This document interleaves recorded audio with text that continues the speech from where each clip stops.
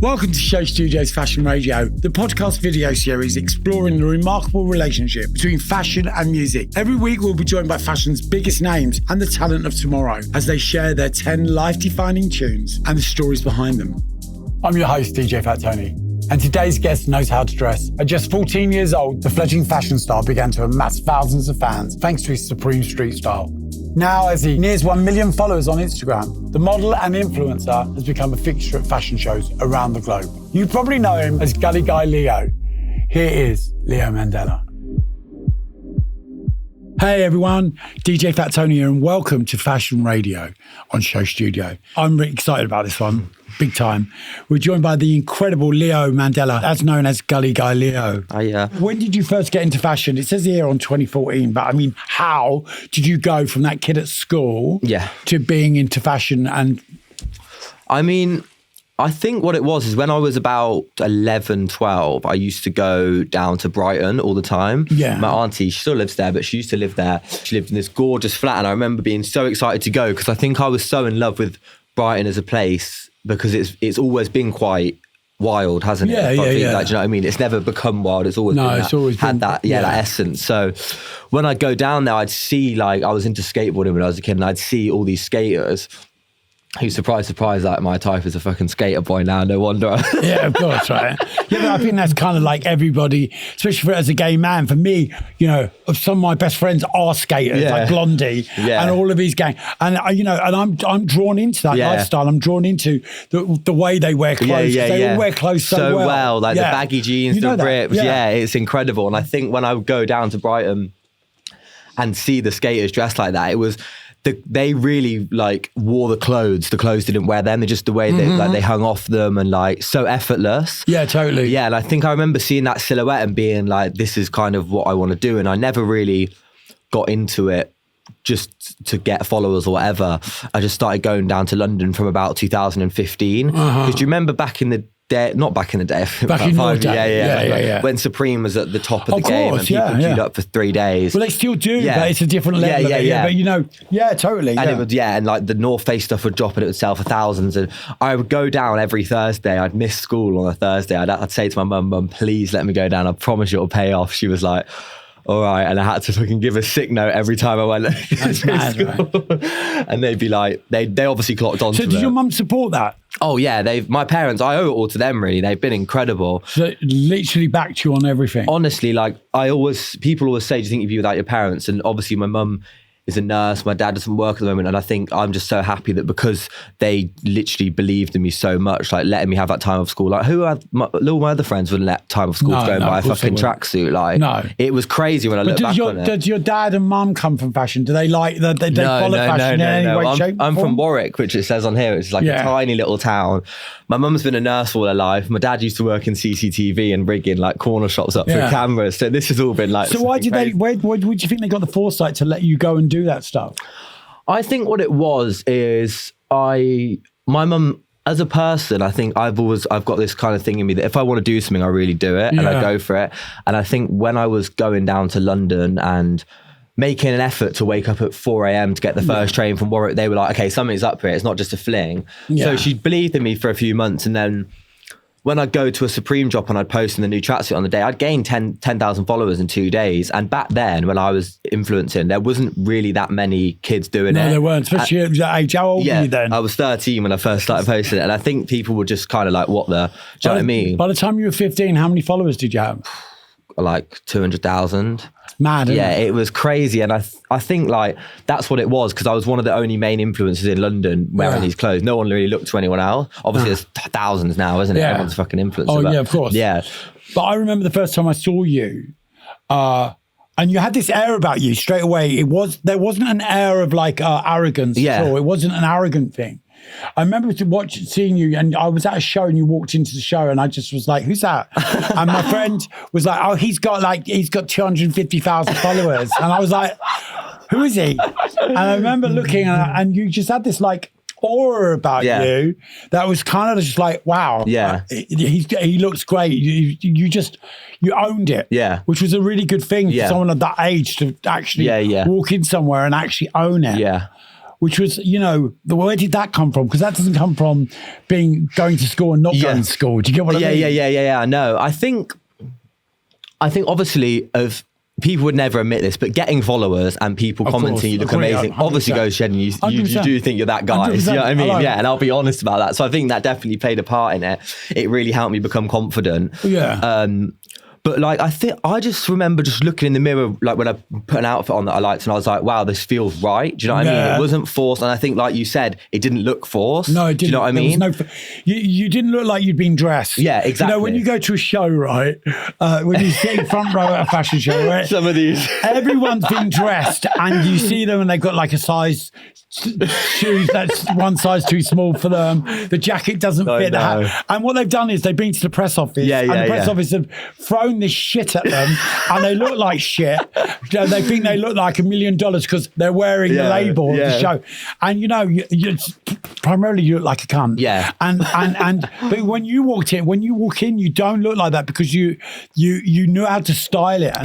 And I think that's got so much to add to your success, because even at such a young age, you had style. Yeah.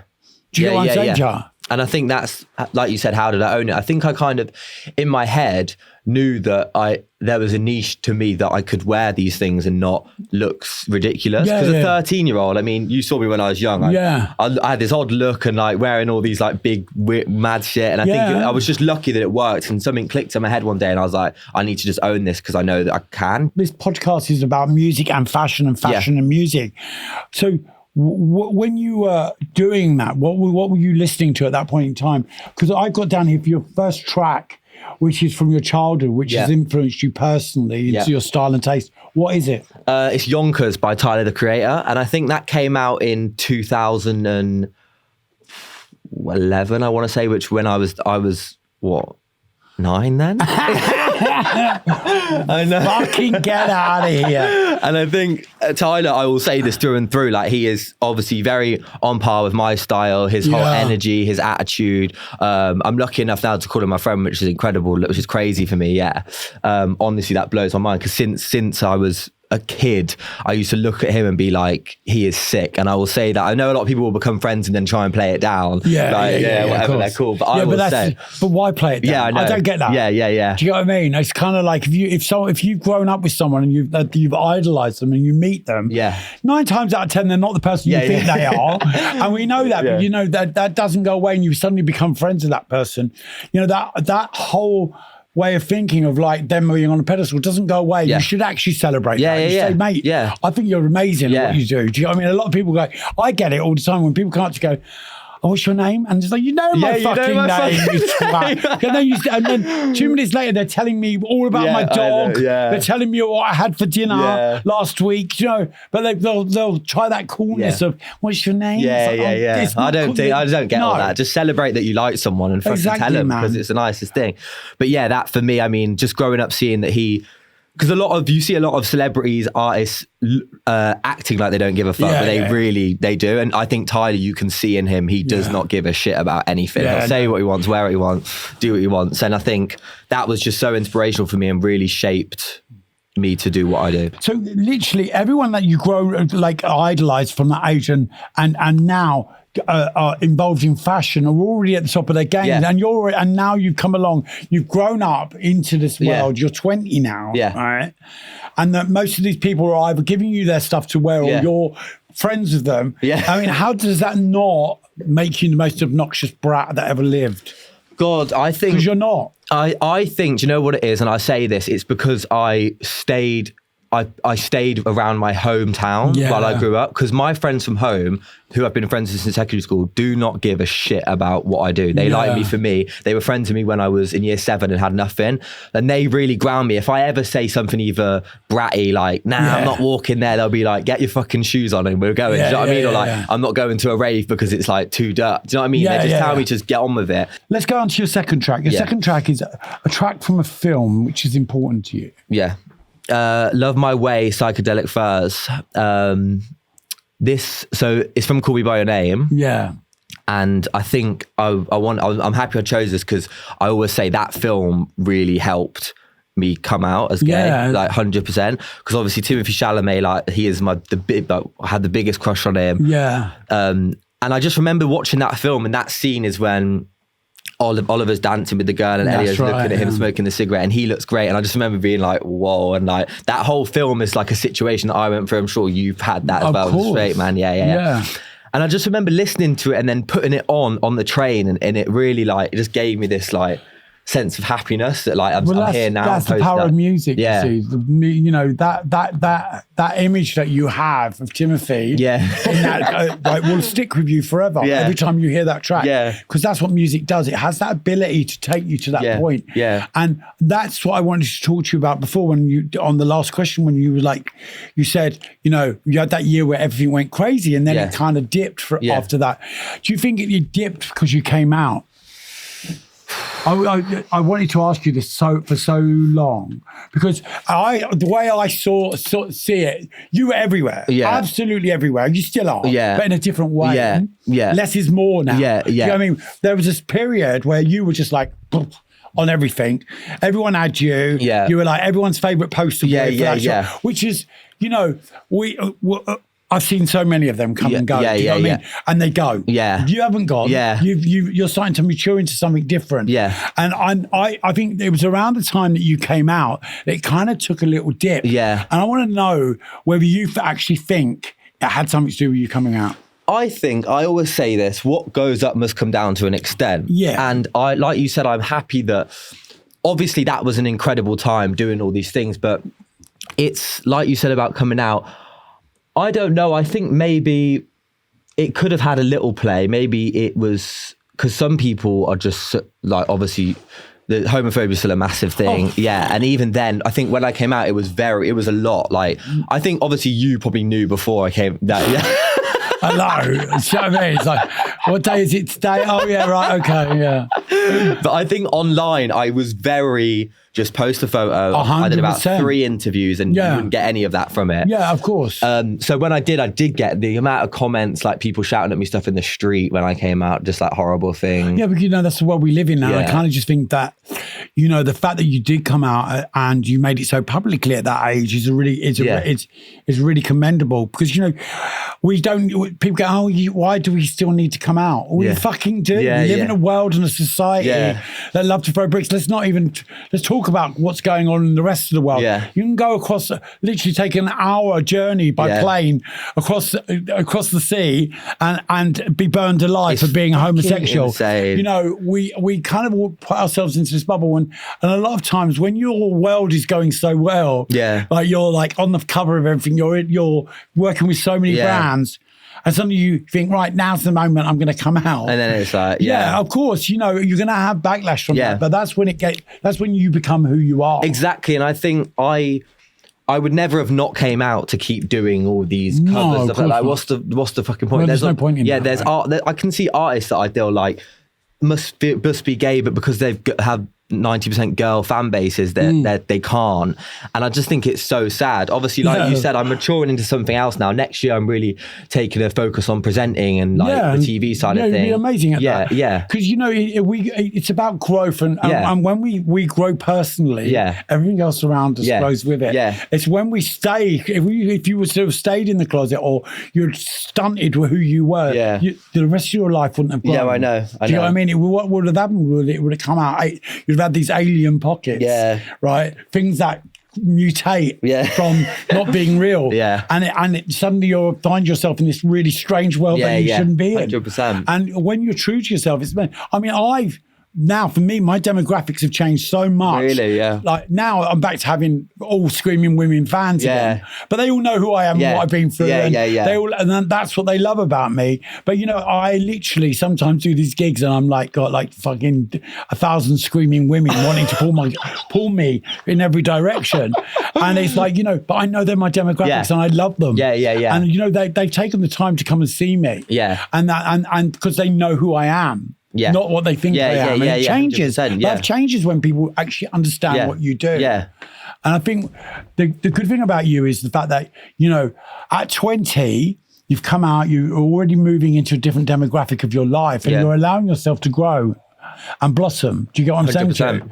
So, and the people around you aren't holding you back. Yeah, a lot of that happens with a lot of people. Yeah, and I think that I'm really grateful for that. Obviously, with management and stuff like that, they want you to just stay where you're making. Of course they do. But I never had that. I was very lucky, and to be honest with you, I'm happy that I had the last 2 years. I've really just chilled out. I haven't wanted to do as much. I've obviously not been as active on Instagram and stuff like that, and that's because I just want to. I'm only 20, and I always wonder. I had this weird fright one night that I was going to just lose my childhood to like growing up in this. So I realised that I want to have a balance of going out at home with all my friends. Life is about balance. Yeah, and like I feel like now I've set myself up. I've got a nice platform.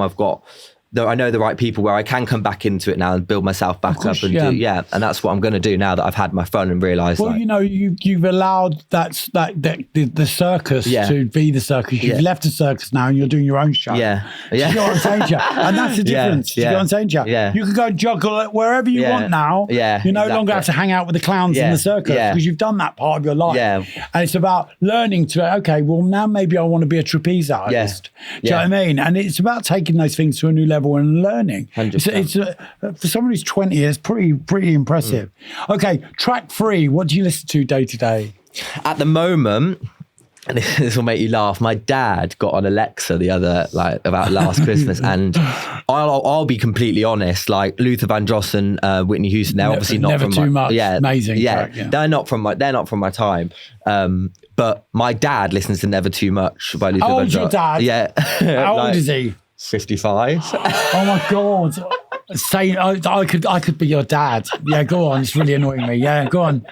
My dad puts out, so my mum loves Whitney Houston, and I feel like obviously your parents are your like biggest inspiration. Yeah, You know what I mean? And every course. morning when I wake up, like Never Too Much is just such a happy song. It's such a genius Whitney, track. They're timeless. Yeah, it's incredible, and I listen to it every day. If I've got a big day, I'll put it on. I used to work for Luther. Really? Years ago, yeah. Oh back in my the day. God. He was a real one in the closet, old Luther. And I remember doing a gig with him. He was playing at Hammersmith Odeon, and I was doing the after party at a club which is no longer exists called Brown's Covent Garden, and he was like, "Oh, you're doing the party afterwards?" And I was like, "Yeah, I'm DJing." And he was like, "Okay, what's the address again?" I went, "Old Queen Street," and he gave me the filthiest look you've ever seen in your life, because he kind of thought, why are you trying to out me? And I was like, "No, that's the name of the street. I wasn't referring to you." And he just slammed the door. It was so funny. Did he ever come out? Oh no, not really. I mean, he kind of just everyone kind of in that industry knew. You know, again, it was another one of those. You know, he's a black artist. Yeah. He had, he was a crooner. He come from like the Barry White, that era of macho singers. Yeah. And, Luther was an incredible person. And, he just never got to that point. Yeah. He didn't need to, because it was like, what would it have achieved? Because, as I always say on this, and people are probably, if you've been listening to these podcasts, you're probably bored by me saying it, but, some people listen to music. Yeah. And some people feel music. Yeah. To feel music is to understand music. Yeah. To actually to take in that energy of what that track gives you, and it can change. It changes everything. It's honestly insane. And I always say I wish I could have seen those live. I'm sure you did working with him. Oh, of course, yeah. I bet it was a different experience. I saw Whitney loads of times, and I went to her last gig at Wembley as well, which was very sad. But you know what? She came back and she did what she did, and people were getting up and walking out because she couldn't reach the notes. And it was like, you know what? Give her some appreciation. Yeah. She's up there doing that. Yeah. Okay, what do you listen to when you're working? So this one, I feel like, I don't know if you can relate. I've put here like nature sounds or anything on that kind of caliber, like soundscape, because I personally can't have headphones in, be working, typing with lyrics and like crazy beat. It will just distract me. I need to be focused, zoned in, and I can probably speak on behalf of everyone. Rain, thunder just relaxes me. I don't know what it is. It's like therapy. When I put it through my headphones, well, that's exactly put it to what sleep. It is therapy. It just sends me to sleep. Listening to rain is like meditation. You don't think about anything else. You listen to how many droplets per minute. Do you know what I mean? It's like a different type of. Well, what it does is about it centers you. Yeah. You know, and if you're trying to be creative, your mind's working overtime anyway, let alone with fucking about house music bashing. Yeah. I don't wear headphones. Do you not? I wear headphones for work, obviously, because I'm a DJ, but I don't ever put headphones in my ears. Because for me, I like to walk down the road and taking everything in. Yeah. And then I always find music in my ears is a real distraction. Yeah. And I feel that if I've got headphones in, I feel that I'm trapped. Yeah. It's really weird. It gives me the sensation of I'm not in the moment. I'm somewhere else. Yeah. Fair enough. I try not to use them when walking around town. I've got earpods. Listen to me like an old age pensioner. I've got those earpod things, earbuds and stuff like that. But you know, even they drive me insane because I'm such a fidgeter. I've touched them and then suddenly tiny. I'm like this, and then suddenly Siri's talking to me in my ear, and I'm like, shut the fuck up! I don't want Siri. What do you listen to when you're creating? It's always a funny question. This is a Nick Knight question. It's hard for me because, like, what is creating for me so much? I always say creating drama or creating trouble. It's not so, like, obviously I don't make clothes. Okay, let's make it easier. So if you're at home and you're online and you're like doing what you do, or you have to, or say you're putting together a track, because you DJ as well, right? Yeah. You know, and through lockdown you did your kitchen sessions. I remember because I was doing my own as well, and I was getting more views than you. But anyway, I was working with the brands at that point. But you know, literally, when you're putting that stuff together, what do you listen to actually? Because that's creating. Yeah. Well, for me, funk and disco, that is my, oh my God, like there's nothing better than a disco beat, whatever. I've put here Midnight Dub by Dot Jam. That's one of my favorites. But if I was doing anything like that, it would be something funky, something with like loads of different instruments. Like it has to have something that really excites me, and it's not got, I can't do lyrics or vocals because it does distract me for me when I'm trying to create. But I can't do nature when I'm trying to think. It's uninspiring. So you kind of like have things to focus in. Suddenly there's like a bit of tambourine. Yeah. And that will lift you and take you to another area. Exactly. And like, I think sometimes I always say this, like my outfits can be inspired by what I'm listeling. It's really weird. Yeah. No, it's not weird. That's fashion. That's how they two collide. Yeah. This is what this is about. Yeah. Fashion and music and fashion. Yeah. Because, you know, it's for you to say it was weird is not because, you know, without music, we wouldn't have had punk. Yeah. And we wouldn't have had all those fashion. And we wouldn't have had mod without fashion and without music. They were all combined. It always went hand in hand. So when you say, oh, it's weird that sometimes what I listen to inspires what I'm wearing, that's the way it's always been. Yeah. You know, whether it be Westwood, whether it be all of these things, they all come from eras in time which had music related. Yeah. And skinheads, it was all music based. Everything's always been music based. And it is today. But it's more difficult to describe it today because we don't have a label for it. Yeah. We don't have a label. One, yeah. Yeah, do you know what I'm saying? No, so you're completely. wearing Prada today. You know, there's not a soundtrack that goes with Prada. Yeah. But it's more personalized. So when you listen to stuff and it will influence what you're wearing. Yeah. It's kind of what it's all about. Yeah. No, it is. It's insane. That's why that kind of genre is what I have to listen to, because obviously funk and disco is so... you don't know what's coming, really. Do you know what I mean? Yeah, you don't know what's coming in the next 5 seconds. And that is what is so incredible. If I'm really lacking inspiration for an outfit or for a track, whatever, I'll put this on, a beat, and then I'll be back. Do you know what I mean? But you know, the thing about funk and disco is it's actually proper instruments. Yeah. It's not being sampled. Yeah. They actually played those fucking instruments. They didn't actually just sit in front of a computer and take that and take that and put that together and make that. Because that's what modern dance music is. Those tracks were actually played by a band, which is totally different. You know what I'm saying? I think that's what must be what it is. The 100%. magic to me, that is why. Because you can hear the strings, you can hear the guitar, you can hear the bass line, and you know they come in at different times. And when you sit and you're listening to something, and it takes you on that journey, that's what music should do. Yeah. What song best represents the sound of your studio? So this one, Cosmic Girl by Jamiroquai, I mean, that is another one from my dad. Your dad's got great taste. Yeah, he's fucking amazing. I've literally stole tracks from him on my playlist. But this song, I think, for me, has the perfect balance of a fucking insane beat, as you know. Yeah. It's incredible. There's vocals, but there isn't loads. It's not too much. No. And when I want a bit of both, when I want to tap into a little bit of vocals, but also the funk beat that I need to feel inspired, this is perfect, because there's a bit of both. And obviously... It's a classic. But it's also such an uplifting dance track. Yeah. Do you get what I mean? It's so happy. It's got a really real aura to it. Yeah.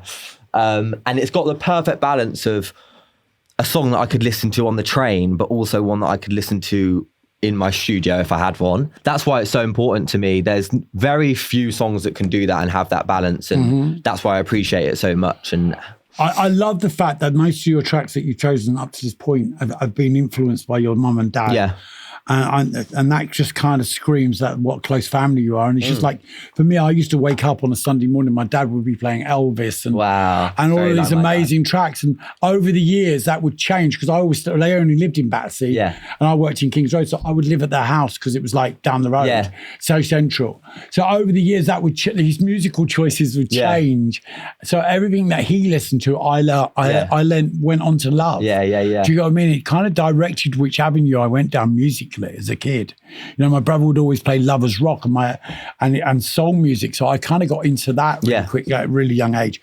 And it's the same with you, that the fact that your dad plays these tracks and you actually listen to them, they're ingrained in you, and you've taken on their chases. It's amazing. Right, best and most important song you've heard in a Catwalk show? It's when Drake made Signs for Kim Jones. I think it was 2017. It was, spring, whatever, summer.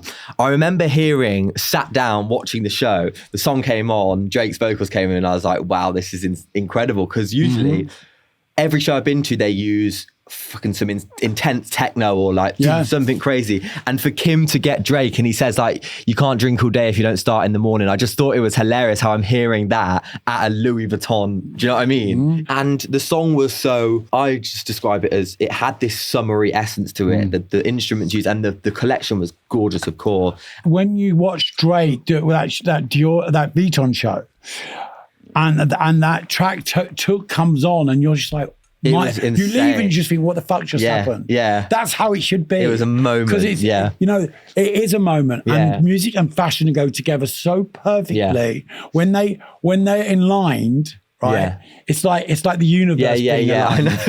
It was what, and I remember just seeing everyone knew that this was history here. Like, of course. No one's ever got Drake to make a track for a fun, and that was only Kim would do that. Yeah, of course. And I just remember that and it's really stuck with me. Okay, best music video in terms of fashion. I would say artists in all their music videos. I think A$AP Rocky is an example of someone who fucking kills it. Yeah, every time. Since day, I mean, if you go back on his music videos, the outfits may not be good, but at the time they were fucking incredible. But their looks, it's not even about the outfits. Yeah. It's the feeling of what he's wearing. It goes so perfectly with that era. Yeah, and A$AP Rocky, Pharrell, of course, always. It's got to be Pharrell. I mean, Pharrell. There's been so many different Pharrells. Yeah, I know. In our time, he's incredible. Like a Pokemon, I say. Like just the way he just pops up in all these eras and is on top of the fucking game. He might not release music for 3 years, but everyone's still like, "Where is Pharrell? Where is Pharrell?" Again, those videos stick with you, right? Oh my god, yeah. I mean, I'm a person who will I'm sure you probably do the same, put a music video on and watch it as if it's TV. Oh, of course. Because they are masterpieces, especially artists like Rocky and Pharrell and even Tyler again, to come back to him. Their art is just so incredible. They're not necessarily the clothes they wear, but what it is the costume, it's the feeling. It's the look, the whole thing. Totally. Yeah. And that's what you get from a really good music video, when music and fashion collide. Yeah. I love saying that now. That's my new segue. Yeah. You know, that's it. Okay, a song from a musician that you'd love to work with. It's Pharrell. I'd say fronting, but any Pharrell song. I mean, he's like kind of got the same aura as Tyler for me, growing up with Pharrell. He is just the coolest person of all time. And like, if I could work with anyone that I haven't done, it would be someone like Pharrell. 100%. I think his art's incredible, his music, his personality. I just always look forward to what he's going to do. I think he's just incredible, isn't he? Amazing. Since day, like nerd days, like style. Yeah, he has style. Question 10: a track that represents how you feel about life now. So I've got 2 for this. There's not one on there. No, it's fine. A new DJ.